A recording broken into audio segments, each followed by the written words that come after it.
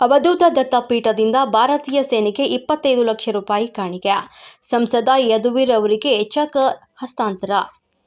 ಮೈಸೂರಿನ ಅವಧೂತ ದತ್ತಪೀಠದ ವತಿಯಿಂದ ಭಾರತೀಯ ಸೇನೆಗೆ 25 ಲಕ್ಷ ರೂಪಾಯಿಗಳ ಕಾಣಿಕೆಯನ್ನು ಅರ್ಪಿಸಲಾಯಿತು.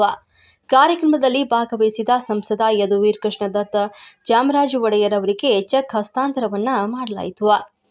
ಶ್ರೀ ದತ್ತ ವೆಂಕಟೇಶ್ವರ ಕ್ಷೇತ್ರದ 26ನೇ ಬ್ರಹ್ಮೋತ್ಸವ ಇಂದು ಸಂಜೆ ವೇದ ಪುರಾಣಗಳ ಮೂಲಕ ಶ್ರೀ ಗಣಪತಿ ಸಚ್ಚಿದಾನಂದ ಸ್ವಾಮೀಜಿ ಮತ್ತು ಕಿರಿಯ ಶ್ರೀಗಳಾದ ಶ್ರೀ ದತ್ತ ವಿಜಯಾನಂದ ತೀರ್ಥ ಸ್ವಾಮೀಜಿರವರ ಸಮ್ಮುಖದಲ್ಲಿ ಕಾರ್ಯಕ್ರಮ ಉದ್ಘಾಟನೆಗೊಂಡಿತು.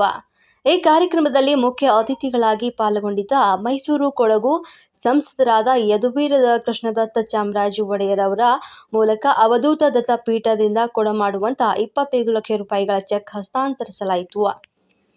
ಕಾಣಿಕೆಯನ್ನು ಸ್ವೀಕರಿಸಿ ಮಾತನಾಡಿದ ಯದುವೀರ್ ಒಡೆಯರ್ ಅವರು, ಮೈಸೂರು ನಗರ ವಿಶ್ವ ಮಟ್ಟದಲ್ಲಿ ಗುರುತಿಸಿಕೊಂಡಿದೆ.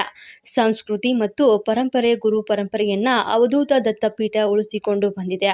ಅತ್ಯುತ್ತಮ ವಾತಾವರಣ, ಸಂಗೀತದ ವಾತಾವರಣ ಇಲ್ಲಿ ನೆಲೆಸಿದೆ ಅಂತ ಹರ್ಷವನ್ನ ವ್ಯಕ್ತಪಡಿಸಿದ್ರು.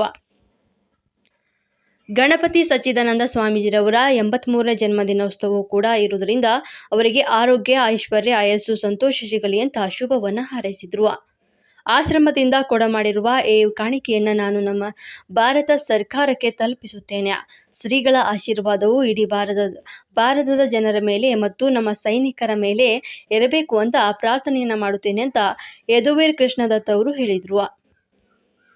ಈ ವೇಳೆ ನಿವೃತ್ತ ನ್ಯಾಯಮೂರ್ತಿ ಮಂಜುಳಾ ಚೆಲ್ಲೂರ್, ಶಾಸಕರಾದ ಟಿ.ಎಸ್. ಶ್ರೀವಾಸ್ತವ ಮತ್ತು ಬಿಜೆಪಿ ನಗರ ಅಧ್ಯಕ್ಷ ಎಲ್. ನಾಗೇಂದ್ರ ಮತ್ತಿತರರು ಭಾಗಿಯಾಗಿದ್ದರು.